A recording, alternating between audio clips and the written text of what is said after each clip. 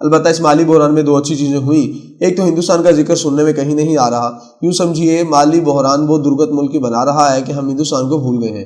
دوسری اچھی بات یہ ہے کہ نظریات کا ذکر قومی گفتگو سے غائب ہو چکا ہے۔ یہ سننے میں نہیں آ رہا کہ اگر نظریات کی رسی مضبوطی سے تھامے رکھیں تو تمام مسائل حل ہو جائیں گے۔ شکر ہے اس گفتگو سے تو جان چھوٹی۔ اب قومی اعصاب پر نہ ہندوستان سوار ہے نہ ہمارے نظریات، اب ایک ہی چیز سوار ہے، ہمارا بیچارہ کشکول، جو بنا تو مضبوط لوہے کا تھا لیکن اب ہار ماننے کے قریب پہنچ چکا ہے، کیونکہ اس میں کسی چیز کے پڑھنے کی کھنکار آنا تقریباً بند ہو چکی ہے۔ دیہات اور محلوں میں یہ ہوتا ہے کہ کسی فرد یا خاندان کی مالی حالت بہت خراب ہو جائے تو قریب کے دکاندار ادھار دینے سے انکاری ہو جاتے ہیں۔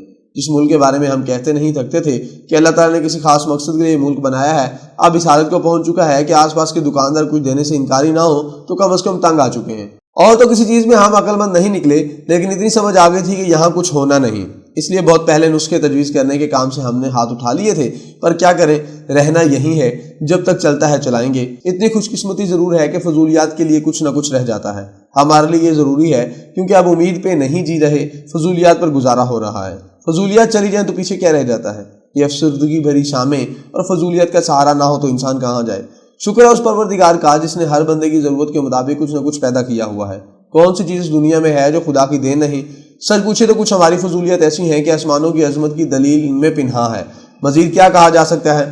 بہرحال ایک لحاظ سے ہم جو اس عمر میں ہیں، ہماری پوزیشن آج کے نوجوانوں سے ایک لحاظ سے بہتر ہے۔ نوجوان تو یہی کچھ دیکھ رہے ہیں جو ان کے سامنے ہے، یہ جس سے گزر رہے ہیں۔ ہم کچھ سمجھ سکتے ہیں کہ گزرے سالوں میں جو کچھ ہم کرتے رہے، آج کے حالات ہماری کرتوتوں اور ہماری وارداتوں کا منطقی نتیجہ ہے۔ یعنی آج کے حالات ویسے ہی کہیں سے نازل نہیں ہوئے، اجتماعی طور پر یہ ہماری کمال مہارت ہے کہ آج کے حالات ممکن بنے۔ ان حالات کا سہرا کسی اور کے سر نہیں، ہمارے سر ہی ہے۔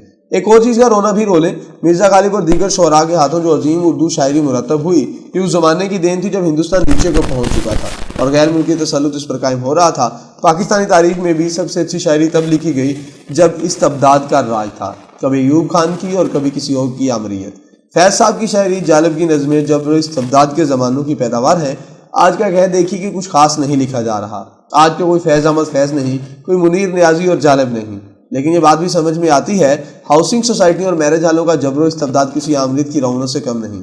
آمریتوں میں زبانوں پر تالے لگ سکتے ہیں، لیکن ذہن اپنی اڑان اڑنے میں آزاد ہوتے ہیں۔ نہ صرف آزاد ہوتے ہیں بلکہ ان حالات میں تصوراتی اڑان کچھ زیادہ ہی ہو جاتی ہے۔